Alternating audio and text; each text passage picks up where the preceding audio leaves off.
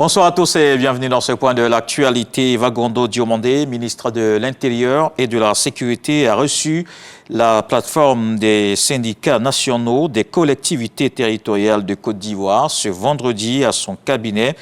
L'organisation est venue soumettre ses préoccupations des agents qui demandent une amélioration des conditions de vie et de travail.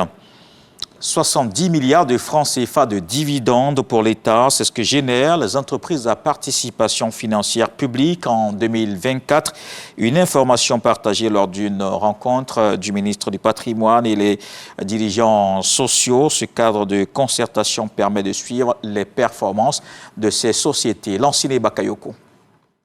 Ces échanges, au-delà d'être un exercice d'analyse et de projection, constitue un moment privilégié de réflexion collective sur les défis, les orientations stratégiques et sur les opportunités qui se présentent aux entreprises publiques. Nous nous apprêtons à tracer ensemble les grandes orientations qui guideront notre action dans les mois à venir. Il nous appartient de faire preuve de lucidité, d'ambition et de pragmatisme pour assurer un pilotage efficace de nos entreprises publiques en veillant à améliorer continuellement leur gouvernance, leur performance économique, leur impact social. Sur ce chantier, le portefeuille de l'État est sur une bonne trajectoire avec l'amélioration des outils de pilotage et des résultats comptables.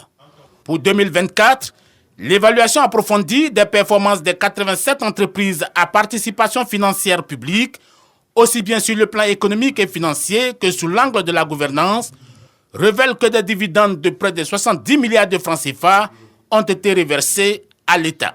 Si nous pouvons nous réjouir donc des progrès accomplis, nous ne devons pas perdre de vue les défis qui persistent, à savoir le renforcement du suivi des recommandations des audits, à savoir également la poursuite des travaux de révision des modèles économiques des entreprises en difficulté, aussi l'élaboration de la nouvelle stratégie de gestion du portefeuille de l'État sur la période 2026-2030. Moussa Sanogo a évoqué d'autres problématiques qui peuvent éroder la capacité opérationnelle des sociétés d'État, notamment les délais de passation des marchés manifestement trop longs pour des secteurs très concurrentiels comme les banques. La région du Moronois bénéficie de la caravane du dimanche de la solidarité. C'est un appui aux personnes en situation de vulnérabilité et d'extrême pauvreté.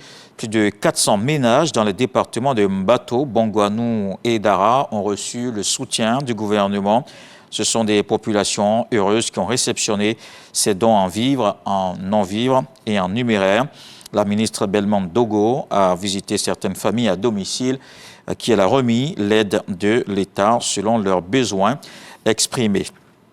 Dans le reste de l'actualité, les rebelles du M23 présents dans l'est de la République démocratique du Congo ont retiré leurs troupes de la ville stratégique de Walikale.